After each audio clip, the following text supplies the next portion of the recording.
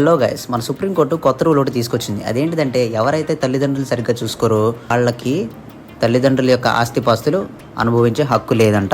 Old age హోమ్లో వేసేసి సరిగ్గా చూసుకున్న వాళ్ళు ఉంటారు కదా, వాళ్ళకి తల్లిదండ్రుల యొక్క ఆస్తిని అనుభవించే హక్కు లేదంట. అండ్ ఇంకోటి ఏంటంటే ప్రజెంట్ ఇప్పుడు కూడా ఎవరైతే తల్లిదండ్రులను వదిలేసి కాలు మీద కాలేసి దర్జాగా వాళ్ళ ఆస్తి అనుభవిస్తున్నారో ఆ ఆస్తులు కూడా తల్లిదండ్రులు వెనక్కి లాక్కునే ఛాన్స్ ఉందంట. అంటే లాగేసుకోవచ్చు అంట. బాగుంది కదా రూలు, మంచి రూల్ తీసుకొచ్చింది అసలు సుప్రీంకోర్టు. దీని మీద మీ స్పందన ఏంటో కింద కామెంట్ సెక్షన్లో చెప్పండి. ఫ్రెండ్స్, ఒక తేనెటీగ లైఫ్ స్పాన్ అంతా తెలుసా మీకు? 40 రోజులు, కరెక్ట్గా 40 రోజులు. ఈ 40 రోజుల్లో అది 150,000 పువ్వులతో సంపర్కం, ఏదో పరాగ సంపర్కం అంటారు కదా, అది చేసి తేనెను ఉత్పత్తి చేస్తుందంట.